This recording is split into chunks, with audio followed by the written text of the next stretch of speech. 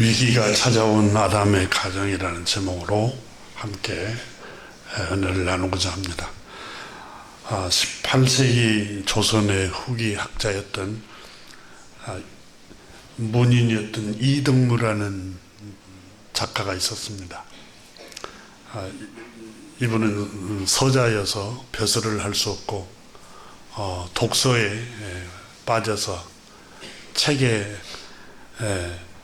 이렇게 깊이 심취되어 있었습니다.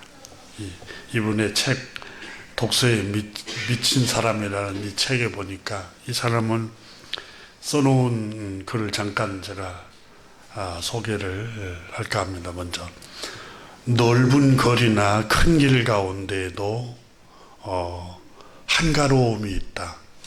마음이 진실로 고요하고 평안하다면 어찌 굳이 넓은 긴 강이나 넓은 호수 강호를 사모하랴. 또 마음의 한가로움이 있으면 숲속이 어찌 그리워하랴. 내 집은 아마 이분 이덕무라는 분이 한양에서 살았던 것 같아요. 내 집은 시장 곁에 있다. 해가 뜨면 온 동네 사람들이 모여 물건을 파느라 시끌벅적하다. 해가 지면 온 동네 개들이 무리지어 여기저기서 지서댄다.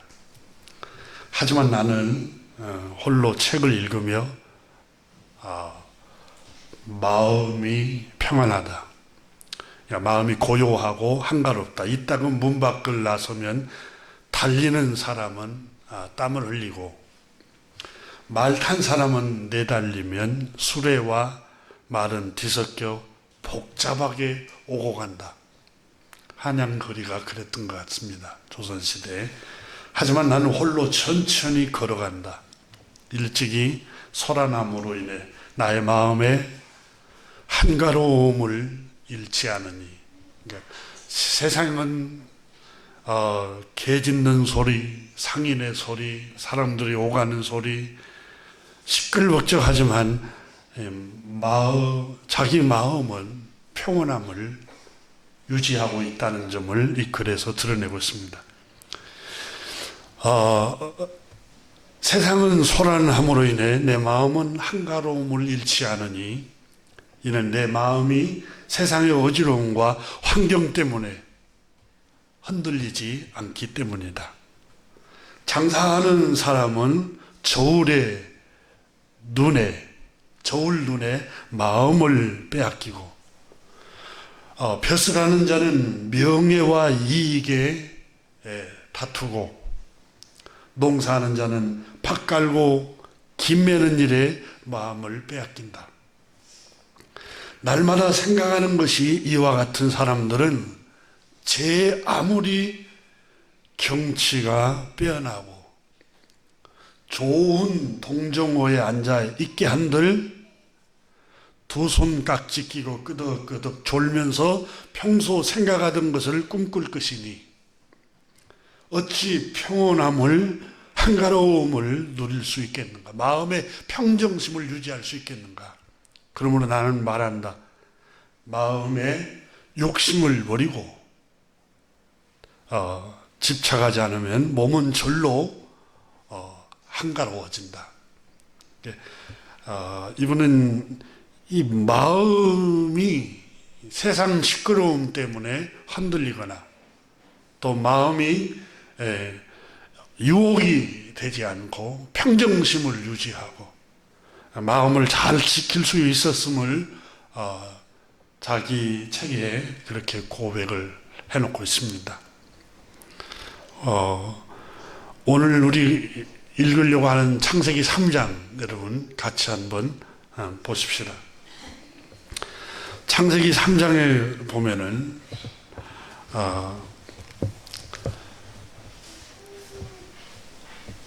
아담과 하와의 가정이 나옵니다.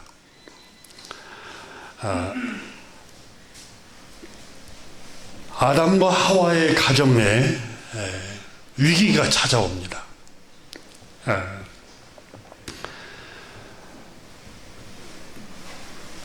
결국은 이 가정이 위기가 찾아와서 유혹에 넘어가서 하나님이 주신 놀라운 축복을 다 누리지 못합니다. 에덴에서 영원히 살 수 있는 복을 주셨고 자유를 주셨고 풍요로움을 주셨습니다. 그런데 여기서 쫓겨납니다. 그리고 영생도 하나님이 거둬가 버리시고, 그리고 남자에게는 노동하는 형벌을 주고, 여자에게는 아이를 낳고 양육하고 또 남편을 사모하고 지배를 받는 그런 고난을 하나님께서 주십니다.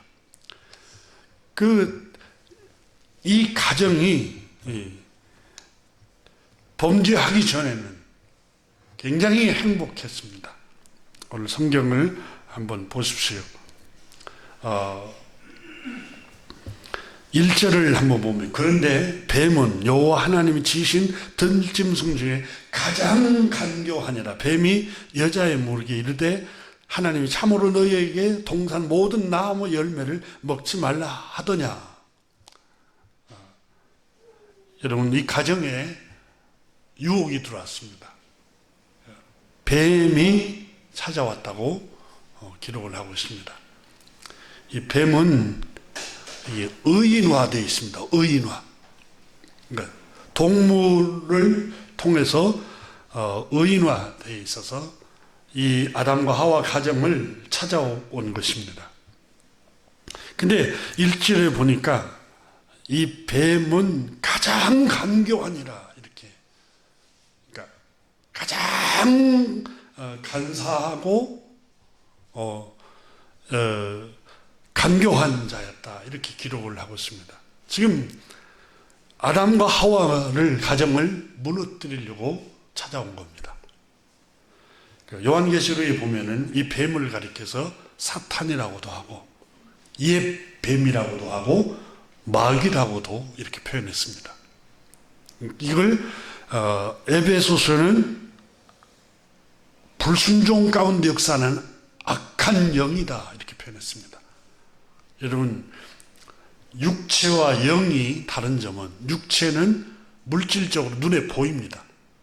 영은 육안으로는 안 보입니다. 그러니까 영이, 눈에 보이지 않는 영이 찾아옵니다.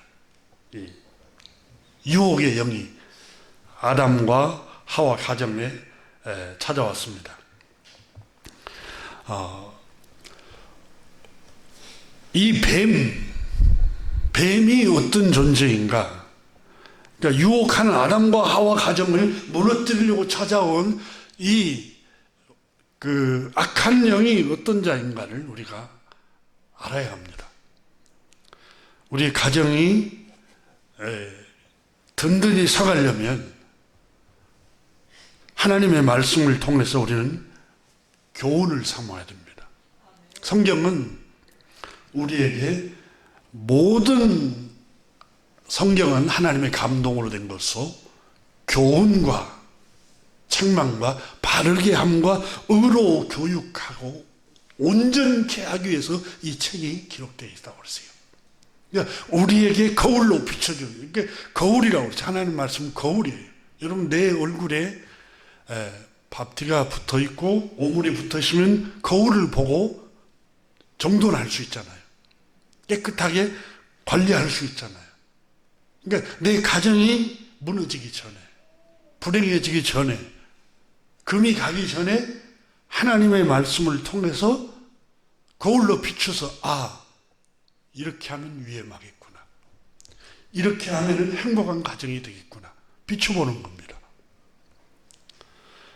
지금으로부터 2500년 전에 전쟁을 대비하는 필독서인 동양고전인 손자병법에는 적을 알고 나를 알면 100번 싸워도 위태롭지 않으며, 적을 알지 못하고 나를 알면 한 번 이기고 한 번 패하며, 적을 모르고 나도 모르면 싸움마다 반드시 위태롭다 그랬어요. 영적인 전쟁도 마찬가지입니다. 여러분, 적을 알아야 가정이 위태롭지가 않아요.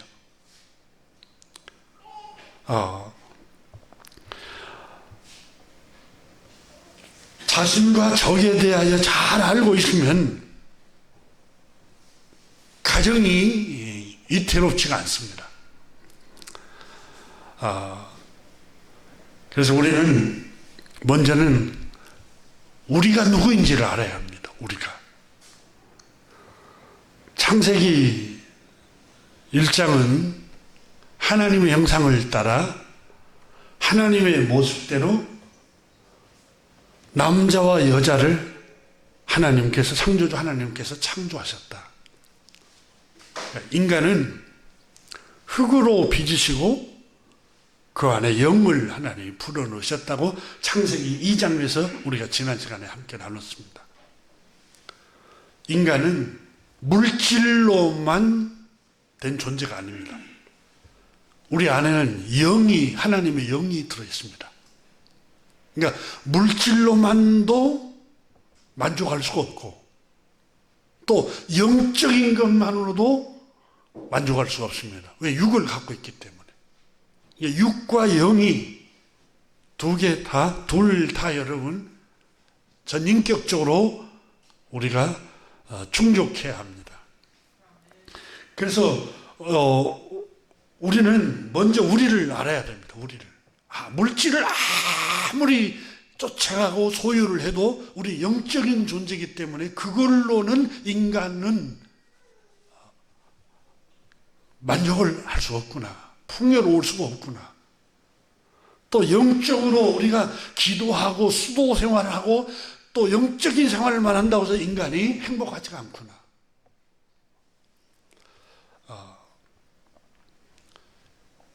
오늘 성경은 또 우리에게 교훈을 하는 것 중에 창세기 2장에서 하나님께서 말씀합니다. 7절 한번 보십시오. 우리가 지난 시간에 살폈던 여호와 하나님이 땅의 흙으로 사람을 지으시고 생기를 그 코에 불어넣으시 사람이 생명이 되니라.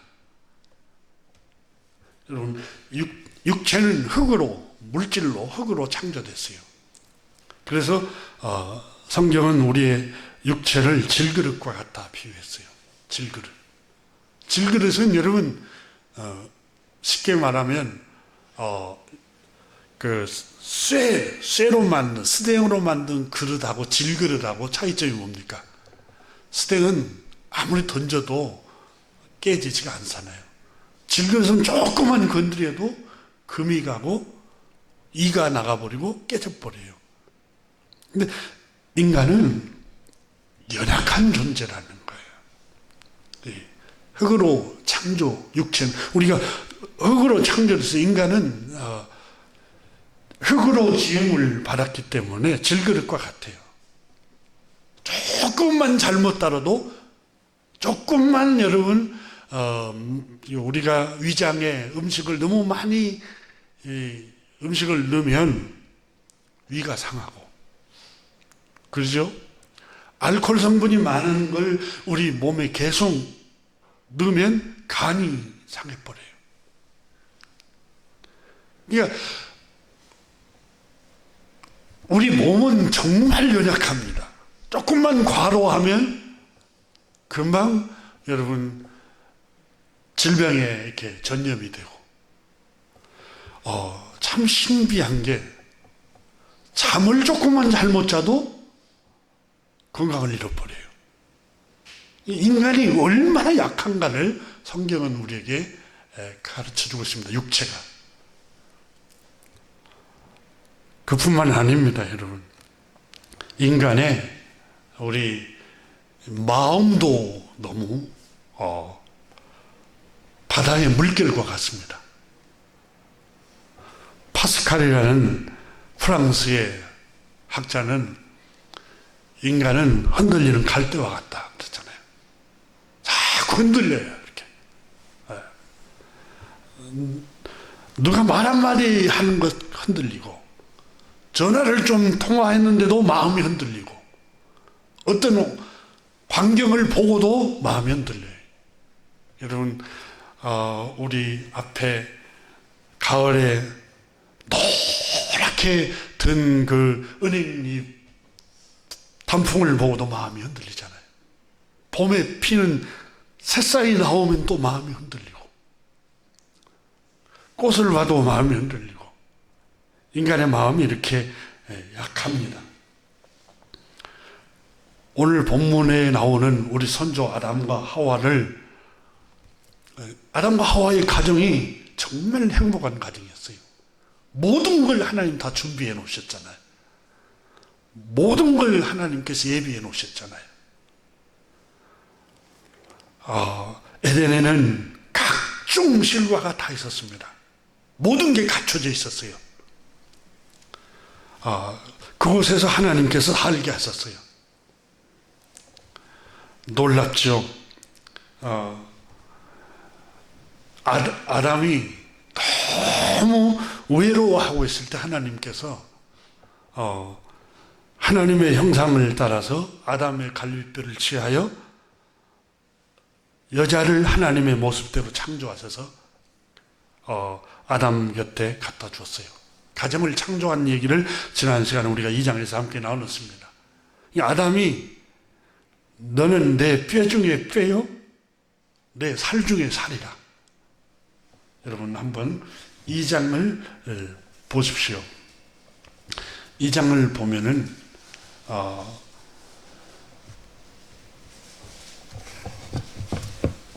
18절을 한번 보세요. 여호와 하나님이 이르시되 사람이 혼자 사는 것이 좋지 아니하니 내가 그를 위하여 돕는 배필을 지으리라 하시니라. 혼자 사는 게 너무 좋지 않게 보인 거예요. 주님 마음이 너무 아팠어요. 너무 쓸쓸하고 너무 외롭고 너무 고독하게 살아가는 걸. 그게 하나님께서 좋지 아니하니 마음이 아팠다는 말이에요. 그래서 하나님 그를 위하여 돕는 배필을 보내셨어요. 지어서 주셨는데. 근데 23절 보세요. 아담이 하나님께서 창조해서 여자를 창조해서 자기 배우자로 하나님이 보내셔서 가정을 이뤘는데 순식간에 외로움이 떠나가고 쓸쓸함이 떠나가고 고독이 떠나갔어요. 23절로 보면 아담이 이르되 이는 내 뼈 중에 뼈요 살 중에 살이라. 여러분 이 고백은 쓸쓸함이 순식간에 사라져버린 거예요. 너무너무 행복하다는 거예요. 가정을 가지니까 외로움도 쓸쓸함도 적적함도 다 떠나고 너는 내 뼈 중에 뼈요 내 살 중에 살이라. 너무너무 행복한 거예요. 가정을 하나님 주셔서. 그 얘기입니다. 이 행복한 가정에 그것도 하나님의 형상대로 지음을 받았어요. 그리고 에덴을 하나님이 창조하셔서 거기서 복을 받으며 살게 하셨어요. 그리고 너는 내 뼈 중에 뼈요 내 살 중에 살이라고 할 만큼 모든 쓸쓸함, 적적함, 외로움이 순식간에 행복한 가정이 됐어요. 이곳에 이 가정에 누군가가 찾아옵니다. 오늘 본문에는 누가 찾아왔다고 그랬죠? 뱀이 찾아왔다고 기록합니다. 뱀이 뱀으로 오늘 성경이 문자적으로 해석하자면은 뱀이에요. 그런데 이걸 창세기 기자가 의인화해서 가장 간교하더라. 간사하고 이 간교하다라는 이 말에는 교활하다. 진짜처럼 속여버린다. 사람이 진짜인 것처럼 사실인 것처럼 감쪽같이 속여버린다라는 의미예요. 그 속이는 자가 아담과 하와 가정을 찾아와서 노크를 합니다. 여보시오, 거기 사람 없어. 계속해서 문을 두드리면서 아담과 하와 가정을 찾아와서 문을 두드립니다. 그런데 여러분, 동양고전에도 멀리서 친구가 찾아오면 논어에 보면은 얼마나 즐거운 일인가 그랬잖아요. 알지 못한 걸 하나씩 배우는 것도 즐거운 일이고, 멀리서 친구가 그리운 친구가 찾아오는 거, 멀리서 여러분 그리운 동년배가 만 의미하지 않습니다. 멀리서 내 자녀가 찾아왔어요. 내 동생이 찾아오고, 여러분 형제가 찾아오고, 여러분 부모님이 찾아와서 얼마나 기쁜 일입니까? 그게 논어의 1장에 나오는 얘기잖아요. 근데 뱀이 찾아왔어요. 근데 이 뱀은 오늘 성경에 보니까 가장 간교한 자더라. 이 간교한 줄 모르고 하와가 맞아들인 거예요. 그리고 이 하와의 마음, 아담의 와이프, 부인 되는 이 하와에게 찾아왔습니다. 찾아와서 노크를 합니다. 2절을 보십시오. 1절에 보면은 뱀이 여자에게 물어 이르되 하나님이 참으로 너희에게 동산 모든 나무의 열매를 먹지 말라 하시더냐? 여러분, 이 원문에 보면은 그게 사실이야? 그 말이에요. 하나님께서 동산 나무의 모든 열매를 먹지 말라고 하는 게 그게 진짜 사실이야? 하나님의 말씀에 의심을 불어넣기 시작합니다. 이게 뱀이 하는 일입니다.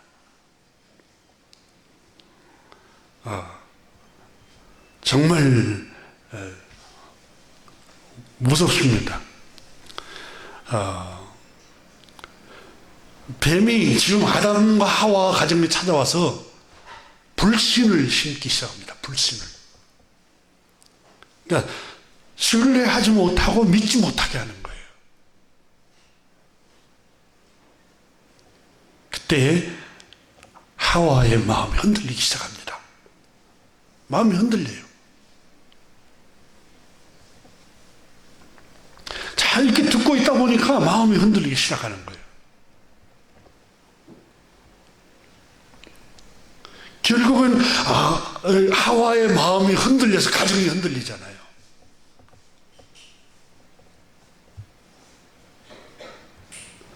아담과 하와는 자기 마음을 지키지 못해서 불행해진 겁니다.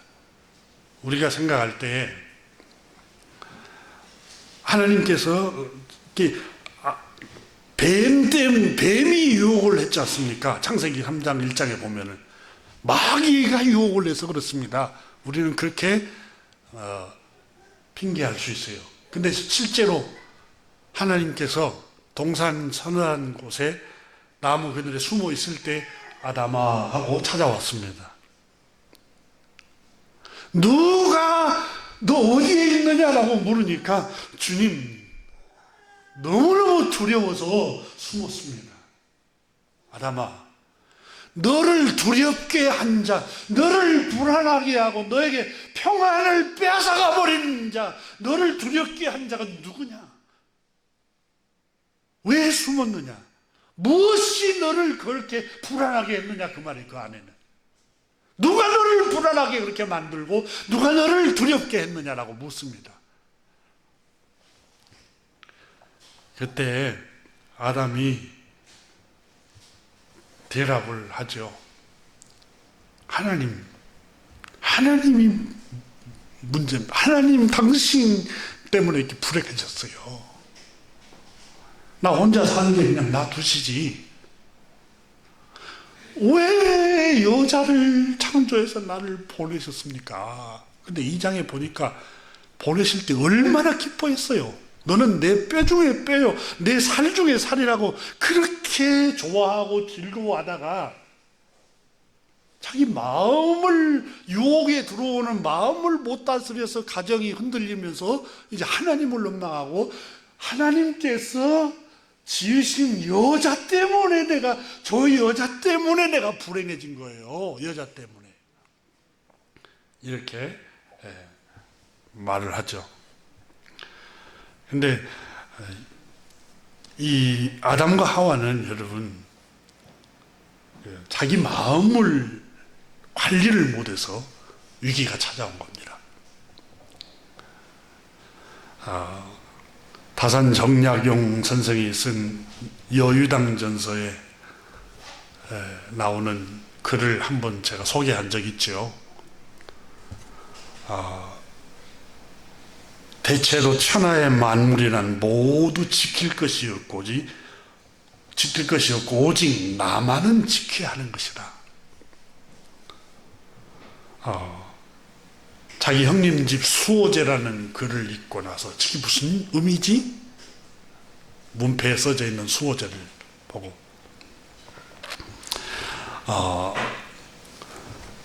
내 밭을 지고 도망갈 자가 어디 있겠는가?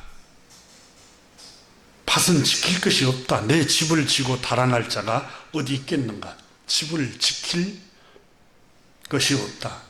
나의 정원의 꽃나무, 과실나무, 여러 나무들을 뽑아갈 자가 있는가? 그 뿌리는 땅에 깊이 박혀 있어서, 또한 나의 책을 훔쳐 없애버릴 자가 어디 있겠는가?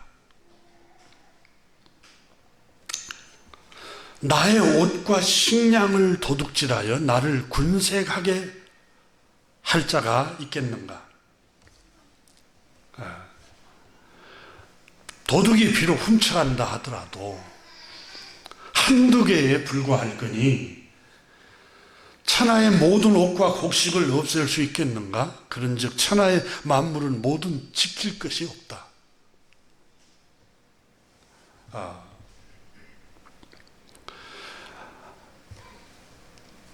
유독 이른바 나라는 것은 그 성품이 달아나기를 잘하여 드나들매 일정한 법칙이 없다. 그러니까 나라는 존재, 내 마음은 이 달아나기를 잘한다는 거예요. 그러니까 드나들매 일정한 밀물이 있고 썰물이 있듯이 일정한 법칙이 있는 게 아니라 시도 때도 없이 내 마음이 막 바뀐다는 거예요. 그러니까 이 다산 선생은 옷을 지키고 무슨 자기 물건을 지키고 자기 정원의 과수나무를 지키는 것에 열을 올릴 게 아니라, 그걸 가꿀 게 아니라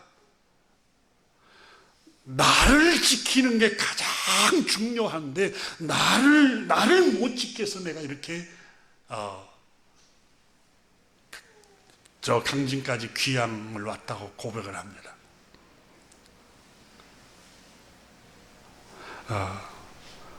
나라는 마음은 잠시라도 살피지 않으면 어느 곳이든지 가지 않는 곳이 없다. 여러분, 내 생각이 나를 지키지 않으면 별의별 생각을 다 하고 절망적인 그 깊은 우울한 자포자기하는 생각 속에 터널 속으로 들어가 버리기도 하잖아요. 부정적인 그 길을 따라서 부정적인 그 고속도로를 향해서 질주하는 경우들도 얼마든지 있잖아요. 이 다산 선생이 그 얘기를 한 거예요. 도대체 나라는 성품은 일정한 법칙도 없이 달아난다는 거예요. 달아나. 내가 좀 마음을 가다듬고 딱 붙들고 이제 좀 의지를 갖고 있어 보려면은 또 손짓을 해요. 유혹이 손짓을 하고 부정적인 생각들이 손짓을 하고 이익으로 유도하면 마음이 또 흔들리고 위험과 재화가 겁을 주면 또 흔들리고 떠나가고 심금을 울리는 고운 음악 소리만 들어도 마음이 흔들리고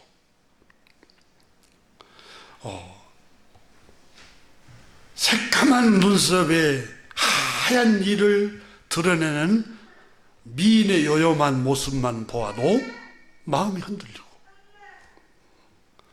그런데 한 번 그쪽으로 돌아가면 돌아올 줄 몰라 붙잡아 만류할 수 없는 게 내 마음이다. 그러므로 천하에서 가장 잃어버리기 쉬운 것이 나 같은 것이 없다. 어찌 실과 끈으로 매고 빗장과 자물쇠로 잠가서 굳게 지켜야 하지 않겠는가?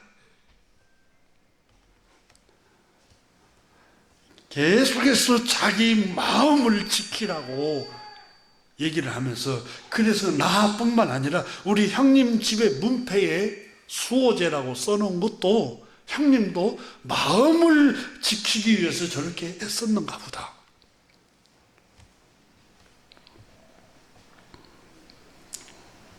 아담과 하와의 가정에 정말 어마어마한 하나님 복을 주셨습니다. 여러분 에덴 동산을 주셨어요. 살 거처를 주셨어요. 각종 실과를 다 먹을 수 있도록 자유를 주셨어요. 한 가지만 명령만 빼놓고 그것은 내강이 흐르고 금이 나는 곳이에요. 풍요로운 곳이에요. 근데 거기에서 혼자 외롭고 쓸쓸한데 하나님께서 생각지도 않는 자기의 그 정서적인 쓸쓸함을 아시고 하나님께서 가정을 주신 거예요. 정말 놀라운 축복입니다. 이 쓸쓸함이 떠나가고 외로움이 떠나가고 적적함이 다 떠나버렸어요. 평안이 찾아옵니다. 가정이 너무너무 행복합니다. 그때에 뱀이 찾아온 거예요. 뱀을 가리켜서 창세기 3장 1절에 뭐라고 그러세요? 가장 간교한 자들아. 뱀이 말하고 있는 진짜 의미가 뭐예요?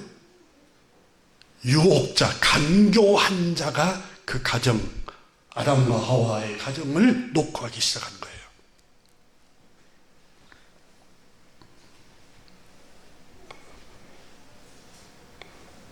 이 아담과 하와의 가정처럼 여러분 어느 가정이든 위기가 찾아옵니다. 예외가 없습니다. 모든 가정은 위기가 찾아옵니다.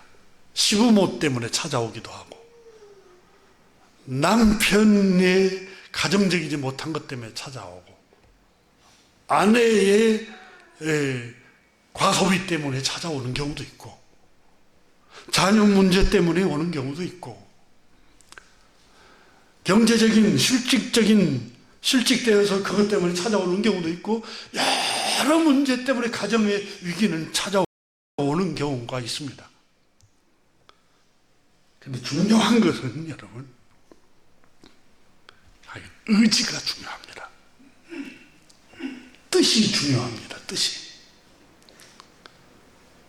요한복음 16장 33절에 우리 주님께서 제자들에게 말씀하였습니다.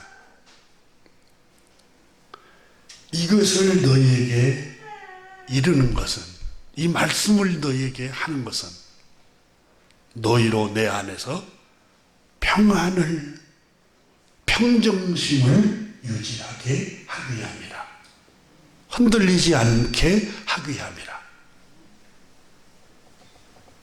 너의 마음이 자꾸 다선 선생 말씀 고백한 것처럼 달아나지 않고 견고하게 너의 마음의 평정심을 유지하게 하기 위해서 내가 이르는 말을 너희가 가슴에 담아라.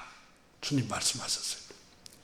너희가 세상에서 환난을 당할 것이다. 그러나 담대하라. 이렇게 말씀합니다. 여러분, 우리 믿는 그리스도인들에게는 위기가 찾아옵니다. 가정의 위기도 찾아오고, 질병의 위기도 찾아오고, 여러 인간관계의 갈등의 문제도 찾아와요. 우리는 주님 믿으니까 아무 일도 없어요. 이건 거짓 종교입니다. 우리가 기도할 때 하나님 아무 일 없게 해주세요. 그 말은 우리 죽어버리게 해주세요. 그 말이랑 똑같아요. 세상에서 살면서 어떻게 아무 일이 없어요. 기후도 사계절이에요. 사계절인데 아무 일이 없어요. 바람이 불고 찬바람이 불고 눈도 오고 예쁜 낙엽도 떨어져 버리고 쓸쓸하기도 하고, 또 봄이면 새싹이 또 돋아나기도 하고, 이와 같이 여러분, 우리가 이 세상은, 우리가 살고 있는 세상은 악하고 엄란한 세상이에요. 이 뱀이 판치는 세상이에요, 거짓이. 근데 어떻게 아무 일이 없겠어요? 주님, 환난을 당해도 이길 수 있는 힘을 주십시오. 이렇게 기도해야 됩니다. 예수님은 너희가 예수님 12제자에게 모든 걸 버리고 예수님을 따랐어요. 배와 그물을 다 버렸어요. 그리고 예수님을 따르고 있어요. 그래, 너는 마음을 다하고 성품을 다하고 힘을 다하여 주님을 따르기 때문에, 나를 따르고 있기 때문에 너에게는 아무 일 없어. 너에게는 복이 막 쏟아질 거야. 이건 미신입니다. 거짓 종교예요. 예수님 말씀하셨어요. 너에게는, 세상에서는 너희가 환난을 당할 것이다. 위기도 찾아와요. 궁핍도 찾아오고, 자녀 문제 때문에 밤잠을 자지 못하고 흐느낄 때도 있고, 부모 문제 때문에, 직장 문제 때문에, 경제적인 문제 때문에. 그런데 주님이 말씀하시기를 담대하라. 이게 무슨 말이에요? 의지 문제라는 거예요. 의지 문제. 의지를 가지고 강하고 담대한 마음을 가지라는 거예요. 왜요? 그 다음 뭐라고 하세요? 내가 세상을 이기었노라. 여러분, 요한일서 5장에 가면은 세상을 이기면 이것이니 우리의 믿음이니라. 세상을 이긴 자가 누구냐? 그리스도, 예수께서 그리스도이심을 믿는 자가 아니면 세상을 이기는 자가 누구겠느냐라고 그랬어요. 그러니까 주님의 말씀을 믿는 사람만이 이길 수 있다는 거예요. 그러면 환난을 당하나 담대해라. 의지 문제예요. 의지. 그까짓 건 이 위기, 아무리 위험하고 위기가 닥쳐와도 이건 이길 수 있는 거야. 마음을 먼저 강하게 먹으라는 거예요. 강하게. 너희가 세상에서 환난을 당할 것이라. 이 환난이라는 단어를 보니까 들립시스라는 단어인데 압박이란 뜻이 압박. 자꾸 압박을 해와요. 경제 문제, 또 가정 문제, 상처라는 의미가 있어요. 이 들립시스 환난이라는 의미 안에 상처받은 게 있어요. 내가 이것도 환난이에요. 고뇌라는 의미가 있어요. 이 단어에는 핍박, 환난, 함께 누름이라는 뜻이 함께 눌러. 혼자 누른 게 아니라 함께 막 누르는 거예요. 고통스럽게. 시련, 공경이라는 뜻을 지니고 있습니다. 이 단어는 들립시라는 단어는 들립보라는 단어에서 파생했는데 이 들립보라는 본래 뜻은 애워싸다. 나를 애워싸고 있는 환경들. 나를 괴롭히다라는 뜻이 괴롭히다, 누르다, 강하게 누르다, 학대하다, 걱정시키다 라는 의미예요. 이런 괴롭히는 일도 있고 압박받는 일도 있고 강하게 누르는 일도 있고 상처가 있고 아픔이 있고 이런 모든 환난을 당할 때 너는 담대하라는 거예요. 의지를 가지라는 거예요. 의지를. 강한 의지를 가지라고 하나님 우리 주님 말씀하고 계시는 거예요. 에이, 안 되면 그만둬버리지. 이 패배적인 생각을 믿음이 없는 세계에서 하는 거예요. 그럼 믿음의 사람들은 바다도 걷는다고 그러잖아요. 바다를 어떻게 걸어요? 걸을 수 없어요. 바다는. 근데 걸을 수 없는, 걷지 못해요. 걸을 수 없는 그런 환경에서도 걷는다는 게 믿음의 세계예요. 믿음의 세계.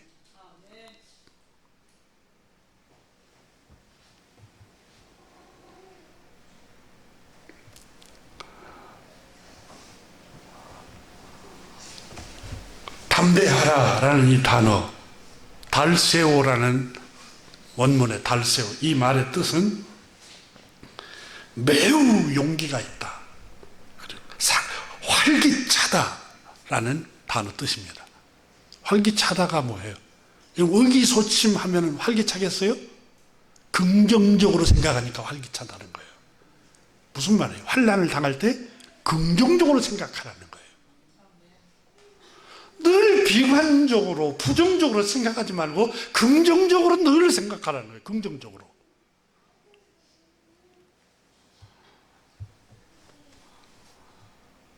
여러분, 우리 주님께서 하신 말씀이 얼마나 귀한 말씀인가 모르겠어요.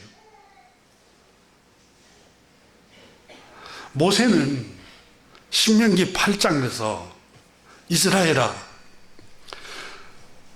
15절에 너를 인도하여 그 광대하고 위험한 광야 곧 불뱀과 정갈이 있고 물이 없는 간조한 땅을 지나게 하셨습니다. 또 너를 위하여 단단한 반석에서 물을 내셨으며 너를 인도하여 그 광대하고 위험한 광야 불뱀과 정갈이 있는 그곳을 하나님이 지나게 하신 이유는 다 너를 낮추며 너를 시험하사 마침내 너에게 복을 주기 위함이라. 모세는 너에게 복을 주기 위해서 하나님 그런 위험한 광야를 지나게 하셨어. 이스라엘아, 여러분, 담대하라는 말은 활기차고 긍정적이고 이런 믿음을 가지라는 거예요. 마침내 하나님이 나에게 복을 주시려고 이런 시련을 주구나, 이런 의지를 가지라는 거예요. 이런 믿음을 가지고 이런 뜻을 가지고 이런 강한 마음을 품으라는 거예요.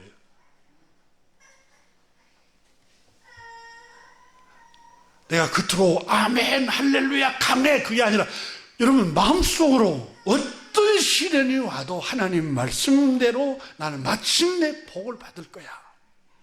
이 모든 것이 협력하여 선을 이룰 거야. 여러분 로마서 8장 28절에도 그렇잖아요. 모든 것이 협력하여 선을 이룬다. 그래서 시편 기자는 뭐라고 말합니까? 여호와는 선하심과 그 인자하심이 영원하도다. 시편 23편은 뭐라고 그랬어요? 하나님의 선하심이 평생 나를 따르리니.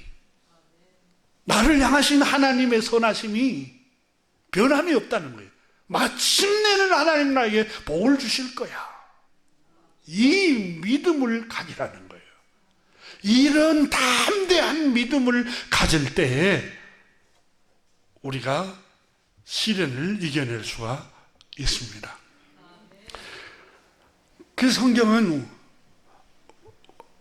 하나님께서 우리에게 주신 교훈이 바로 그거예요.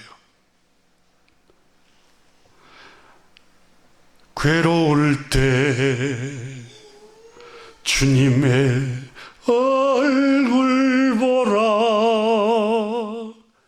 병화의 주님 바라보아라. 세상에서 시달린 친구들아, 이로의 주님의 말씀을 바라보라는 거예요.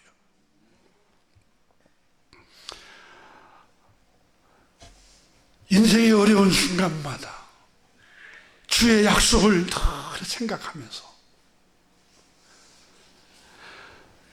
내 마음속에 믿음을 잃지 말고 말씀을 마음속에 붙들으라는 거예요. 순간순간마다 주의 약속을 새겨야 할 것을 말씀을 하고 있습니다. 야고보서 1장 2절에는 내 형제들아, 너희가 여러 가지 시험을 만나거든, 시련을 만나거든 온전히 기쁘게 하기라.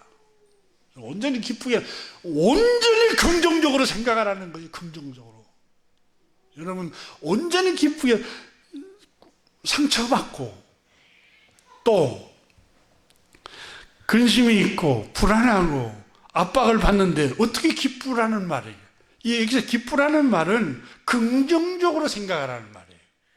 낙관적이고 긍정적으로 생각하라. 왜냐하면 너희 믿음의 시련이 인내를 만들어내고, 인내는 너희로 온전하고 구비하여 조금도 부족함이 없도록 만들어낼 것이다. 우리는 여러분, 우리 기도하고 그러면 우리 믿음에 있어서 아브라함처럼 복을 주세요, 야곱처럼 복을 주세요, 그리고 이삭처럼 주님 우리에게 복을 주세요. 여러분, 아브라함의 긍정적인 부분만 봤잖아요. 아브라함이 그 복을 받기까지는 여러분 고향을 떠났어요. 친척을 떠났어요. 아버지 집을 떠났어요.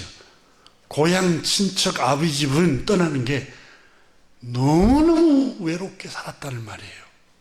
그 속에는 외로움, 고독, 쓸쓸함, 그리고 고향을 떠나고 안정된 곳을 떠나다 보니까 위기를 만나잖아요. 아내를 빼앗길 위기도 나고 흉년을 만나기도 하고. 믿음의 조상들이 여러분 하루아침에 복을 받은 게 아니에요. 수많은 날 동안에 외로움과 싸우고 슬픔과 싸우고 불안과 싸우고 두려움 속에 순간순간 지내가 그런 일들을 극복해냈어요. 야곱도 여러분 부자가 됐지만은 그 전에 형하고 갈등 속에서 얼마나 많은 고뇌를 합니까? 오직 고통스러웠으면 부모님을, 형을 떠나서 멀리 이별을 하면서 베델에서 짐승이 울부짖는 늑대의 소리, 이걸 소리를 들으면서 불안하게 잠을 들잖아요. 잠을. 자기 삼촌 라반 집에 가서는 그 노예처럼 고생을 하잖아요. 노예처럼 12번도 더 속임을 당하잖아요. 사기를 당하잖아요. 요즘 말로 말하면 사기를 12번을 더 당해요. 그런 환난을 당하면서도 담대했어요. 의지를 가졌어요. 하나님, 나는 반드시 이 모든 것이 협력하여 복을 가져올 것이다. 강한 담대한 의지를 가진 거예요. 의지를.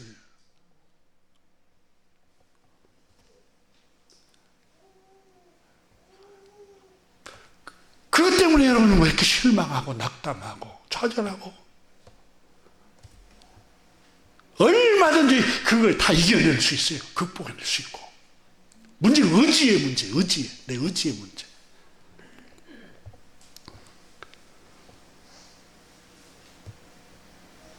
여러분, 사라 가정을 한번 생각하고 창세기를 읽으면서 기가 막히잖아요. 자식 문제 때문에 얼마나 속 썩입니까? 100살까지. 그럼 100세까지만 속 썩였습니까? 못 나니까. 여러분, 자식을 못 나니까 사라가 자기 남편 부축이잖아요. 하가를 후처로 들여와. 아내 말 듣고 들여왔어요. 그리고 아들을 낳았어요. 이스마엘을. 그때부터 이제 전쟁이 시작합니다. 가정이. 아주 가정이 시끄러워요.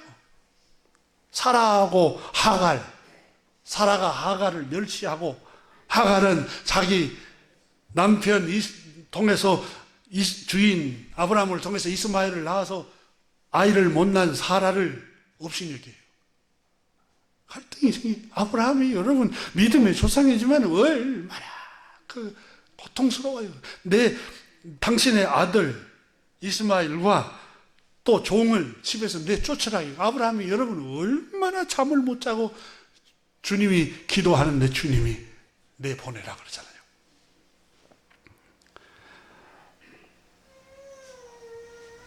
그럼에도 불구하고 그걸 다 극복해냅니다.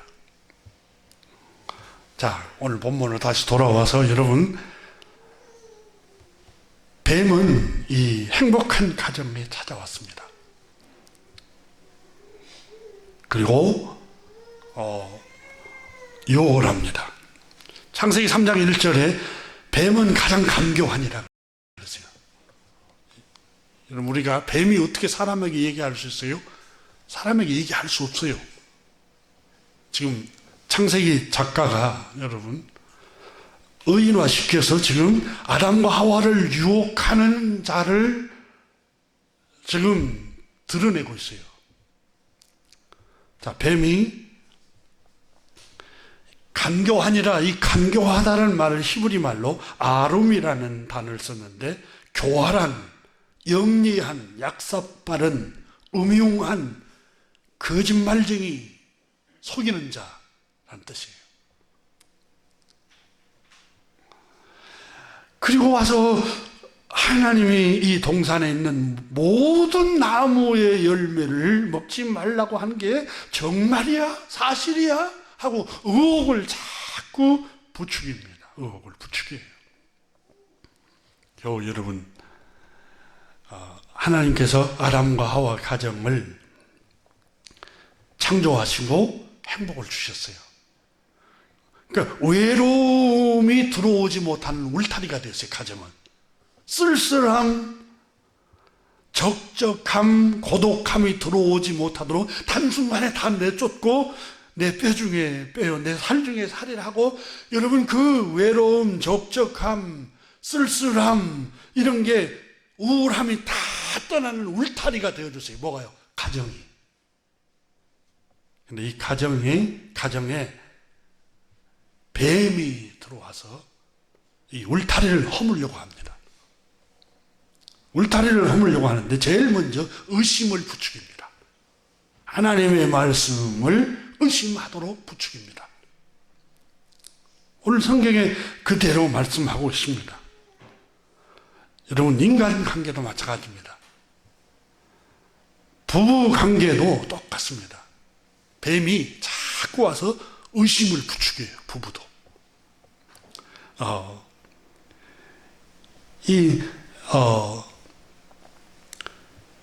제가 한번 소개한 적이 있는데, 오셀로라는 작품, 셰익스피어 작품도 이아고라는 그 간사한 자가 이 오셀로 자기 아내와 남편 금술이 너무 좋고 가정이 행복해요. 근데 그걸 시기하여서 남편이 아내를 의심하도록 부추기잖아요. 계속 의심하도록 부추겨서 결국은 자기 부인을 의심해서 목졸라 살해하잖아요. 그 작품을 읽으면서 이게 인간 세상이에요. 우리가 살고 있는 세상에도 마귀는, 여러분, 악한 영은 끊임없이 의심을 부추겨요.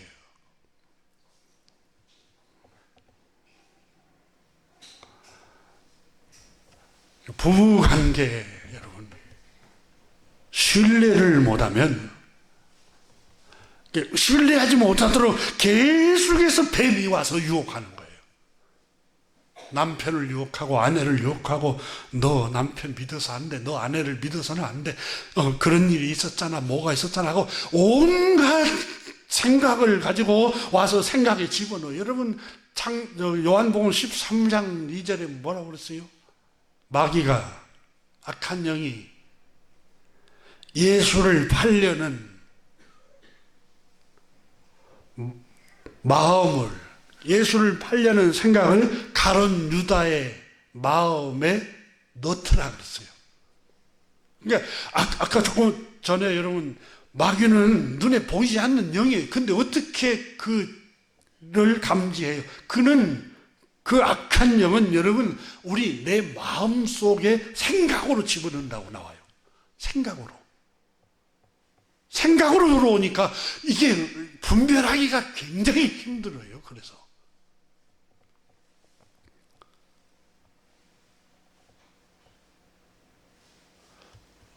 유대인 5,000년 역사 자문처럼 내려오는 탈무드에 보면은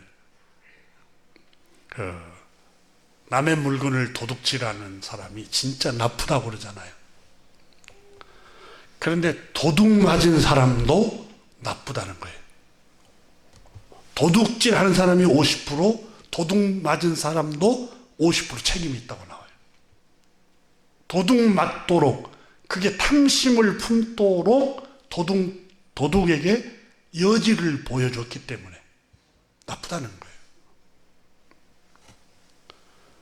내가 남편을 의심해요. 내가 아내를 의심해요. 야, 어부증 걸리고 어처증 걸리는 진짜 나쁜 사람의 병이네. 그 사람만 책임이 아니에요. 어부증 걸리게 하고 어처증 걸리게 하는 상대방이 50% 책임이에요. 남편에게 믿지 못하게 하고 아내에게 믿지 못하게 했기 때문에, 탈무드에 의하면. 남편이 의심하지 않고 아내가 의심하지 않도록 여지를 주지 말아야 돼요. 틈을 주지 말아야 돼요. 이 부부관계가 그러는 거예요. 부부관계가. 대부분 우리나라에 보니까 불륜이 직장 동료에서 일어난다고 하잖아요. 그리고 운동 동호회에서 일어나고, 자기 아내와 자기 남편하고 있는 시간보다 직장에 있는 시간이 더 많아요, 동료가. 그래서 마음이 자꾸 달아나요. 가정에서 멀리 달아나고, 이 자기를 지키는 일을 하라는 거예요. 여러분, 다시 한번 요한복음 13장을 같이 다 열어야 적을 알 수가 있어요. 이 뱀이 도대체 어떤 통로로 가정을 무너뜨린가 한번 보세요. 요한복음 13장에 사도 요한이 너무 정확하게 우리의 적, 악한 영에 대해서 완전히 드러내버렸어요. 밝히 드러내버렸어요. 2절 한번 보시라. 마귀가 벌써 시몬의 아들 가룟 유다의 마음에, 지금 마귀가 이 가장 간사한 뱀이, 마귀 뱀을 말하는 거예요. 이 뱀이 벌써 시몬의 아들 가룟 유다의 마음에 예수를 팔려는 생각을 넣더라. 이 두 가지 단어에 주목해야 돼요. 마음과 생각. 근데 마귀, 뱀이 어디를 지배해요? 마음과 생각을 지배하더라는 거예요. 그런 마태복음 4장에 마귀가 예수님을 시험하러 왔다고 그랬어요. 시험하러 왔어요. 그러면 마귀가 예수님에게 나타난 게 어디로 나타난 거예요? 예수님 마음과 생각으로 들어오는 거예요. 생각으로. 뱀이. 그러니까 이게 뱀인지 유혹인지 우리 가정을 무너뜨리는 일을 하는 원수인지 아니면 내 주장인지 이걸 분별을 해야 돼요. 이걸.